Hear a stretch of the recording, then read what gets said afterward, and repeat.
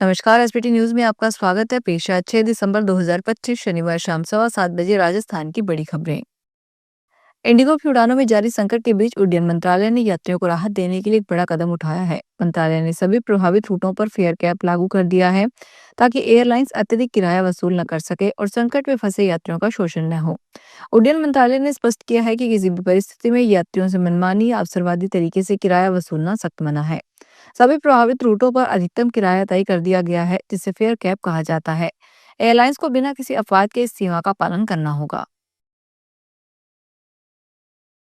Flight cancellation से यात्रियों को हो रही परेशानी को देखते हुए भारतीय रेलवे ने बड़ा कदम उठाया है। आज 6 दिसंबर 2025 से लागू इस फैसले के तहत 37 ट्रेनों में कुल 116 अतिरिक्त कोच लगाए गए हैं, जिससे यात्रियों की बढ़ती मांग को पूरा किया जा सके। कुल मिलाकर देश भर में 114 अतिरिक्त फेरों के साथ इन ट्रेनों की क्षमता बढ़ाई गई है। इसके अलावा 4 स्पेशल ट्रेनें भी चलाई जा रही है ताकि यात्री आसानी से यात्रा कर सके। पूर्वी और पूर्वोत्तर क्षेत्रों में क्षमता बढ़ाई गई है। इस सेंट्रल रेलवे ने राजेंद्र नगर नई दिल्ली ट्रेन में 5 फेरों के लिए अतिरिक्त 2 एसी कोच लगाए हैं। राजस्थान के रेगिस्तान में एक अनोखी घटना ने लोगों का ध्यान अपनी ओर खींचा है। पाकिस्तान के थार पारकर जिले का 24 वर्षीय युवक हिंदाल अपनी प्रेमिका से मिलने के लिए अंतर्राष्ट्रीय सीमा लांघकर भारत आ पहुंचा। बता दें कि यह घटना किसी फिल्मी पटकथा से कम नहीं है। मीडिया रिपोर्ट्स के अनुसार बीएसएफ ने उसे जैसे ही भारतीय सीमा में घुसते पाया, तुरंत हिरासत में ले लिया। अब वह बाड़मेर पुलिस की कस्टडी में है और जांच एजेंसियां उसकी मंशा और पूरे घटनाक्रम की विवेचना कर रही है। केंद्रीय कानून मंत्री अर्जुन राम मेघवाल शनिवार को जोधपुर एयरपोर्ट पहुंचे। यहां से वह बीकानेर के लिए रवाना हुए। इस दौरान उन्होंने पत्रकारों से बात करते हुए राजस्थानी भाषा की मान्यता, राष्ट्रपति पुतिन और पीएम मोदी की मुलाकात, इसके मुद्दे, विपक्ष के हंगामे और डॉलर के मुकाबले गिरते हुए रुपए पर जानकारी दी। डॉलर के मुकाबले रुपए की स्थिति को लेकर उन्होंने कहा कि रुपए का व्यापार अब कई अन्य देशों के साथ होने लग गया है, इसलिए रुपए की ताकत बढ़ गई है। पहले आप दुबई जाते थे तो आपको कहते थे कि डॉलर को चेंज करके लो, लेकिन आजकल कहते हैं कि क्या आजकल रुपए में भी काम हो रहा है, इसलिए रुपए की ताकत बढ़ रही है। आठकुंभ 2027 की तैयारियां अगर समय से धरातल पर उतरे तो धर्म नगरी हरिद्वार आध्यात्मिक राजधानी के रूप में स्थापित होगी। इन्हीं तैयारियों में हर की पौड़ी के ठीक सामने सीसीआर के पास एक भव्य वीआईपी घाट बनाने की योजना है। यह प्रस्तावित घाट श्रद्धालुओं के लिए नया आकर्षण का केंद्र बनेगा। साथ ही इसमें बैठकर विश्व प्रसिद्ध हर की पौड़ी की गंगा आरती का दिव्य भव्य नजारा भी देखा जा सकेगा। उत्तराखंड सिंचाई विभाग की ओर से तैयार किए गए इस प्रस्ताव के अनुसार 84 किलोमीटर लंबे इस घाट का निर्माण वर्तमान सीसीआर भवन व धनुष पुल के बीच खाली पड़े गंगा के किनारे के भूभाग पर यह घाट बनाया जाएगा।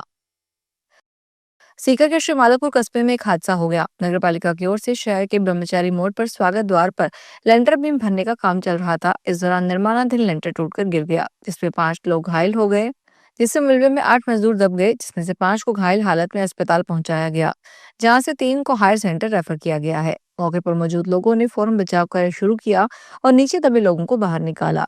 इस दौरान मौके पर मौजूद लोगों ने निर्माण कार्य में लापरवाही और सुरक्षा उपायों में कमी को आरोप लगाया है।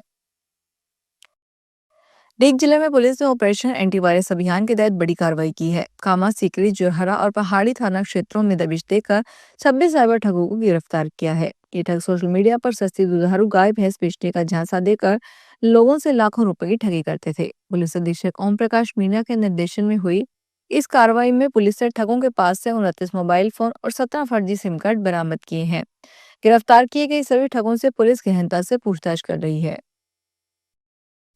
राजस्थान के पूर्व मुख्यमंत्री और कांग्रेस के वरिष्ठ नेता अशोक गहलोत ने कहा कि संविधान निर्माता बाबा साहेब का डॉक्टर भीमराव अंबेडकर के संविधान ने हमें जो वोट का अधिकार दिया है, आज उस पर गहरा संकट मंडरा रहा है। श्री गहलोत ने शनिवार को भारत रत्न डॉक्टर अंबेडकर की पुण्यतिथि के अवसर पर अपने बयान में यह बात कही। उन्होंने कहा कि जब संस्थाएं निष्पक्षता खो दे और लोकतांत्रिक परंपराओं का ह्रास होने लगे, तो यह सभी देशवासियों के लिए चिंता का विषय है। ऐसे में लोकतांत्रिक तरीके से विरोध करना ही एकमात्र रास्ता बचता है। इंदौर में रह रहे एक पाकिस्तानी युवक की शिकायत पाकिस्तानी महिला ने प्रधानमंत्री नरेंद्र मोदी और सिंधी पंच मध्यस्थता से की है। महिला का कहना है कि इंदौर में रह रहे उसके पाकिस्तानी पति ने शादी के बाद उसे पाकिस्तान भेज दिया और अब दूसरी शादी करने की तैयारी कर रहा है। सिंधी कराची की नागरिक निकिता का इंदौर में रह रहे पाकिस्तानी नागरिक के साथ कराची में 26 जनवरी 2020 को विवाह हुआ। निकिता को 26 फरवरी को पति इंदौर लेकर आया। 9 जुलाई 2020 को वीजा औपचारिकता के बहाने अटारी बॉर्डर पर छोड़कर आया। जोधपुर के कुड़ी हमीर भक्तासनी थानाधिकारी हमीर सिंह के वकील के साथ हुए विवाद के बाद हाईकोर्ट ने पुलिसकर्मियों को सॉफ्ट स्किल ट्रेनिंग देने को लेकर निर्देश दिए हैं। उसी की पालना में जोधपुर में शनिवार को मारवाड़ इंटरनेशनल सेंटर में सॉफ्ट स्किल डेवलपमेंट कार्यक्रम हुआ। इसमें पुलिस कमिश्नर ओम प्रकाश के निर्देशन में कमिश्नरेट के थाना अधिकारी, पुलिस अधिकारी सहित पुलिस के जवान मौजूद हैं। यहाँ पर ब्रह्म कुमारी संस्थान से आई महिलाओं ने उन्हें सॉफ्ट स्किल ट्रेनिंग दी, जिसमें उन्हें बताया गया कि किस प्रकार से गुस्से पर काबू रखें, किस प्रकार से आमजन के साथ व्यवहार रखें। इसी को लेकर जानकारी दी गई है। फर्जी दिव्यांगता प्रमाण पत्र के आधार पर नौकरी पाने वाली करेड़ा कार्यवाहक तहसीलदार कंचन सिंह का मामला पुराना भी नहीं हुआ था कि एक और नया मामला सामने आ गया।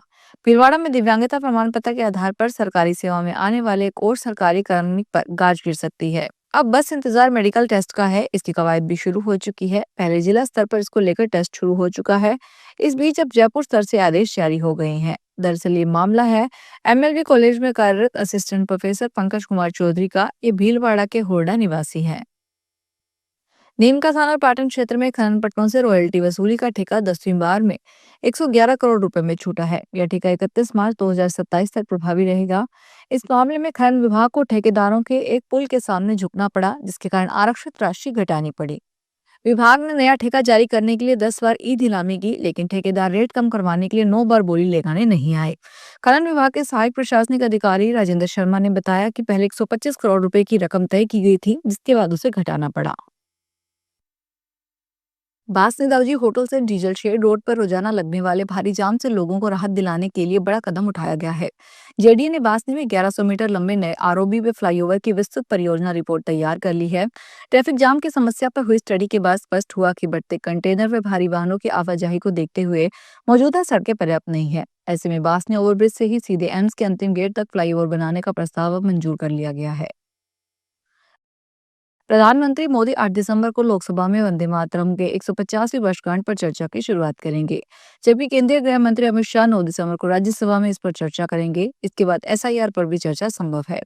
जानकारी के अनुसार चुनावों के लिए मतदाता सूची के चल रहे विशेष गहन पुनरीक्षण पर बहस के लिए तारीख तय है। खबरों की माने तो लोकसभा में 9 और 10 दिसंबर को चर्चा होने की संभावना है, जबकि राज्यसभा में इस मुद्दे पर चर्चा 10 और 11 दिसंबर को हो सकती है। भारतीय रिजर्व बैंक द्वारा रेपो रेट में कटौती किए जाने के बाद दो प्रमुख सरकारी बैंक, बैंक ऑफ बड़ौदा और बैंक ऑफ इंडिया ने बड़ा ऐलान कर दिया है। रेपो रेट 5.50% से घटकर 5.25% होने के तुरंत बाद बैंकों ने अपनी प्रमुख रेपो बेस्ड लैंडिंग रेट में कटौती कर दी है, जिससे होम लोन, कार लोन और पर्सनल लोन लेने वाले ग्राहकों की ईएमआई में भी कमी आ सकती है।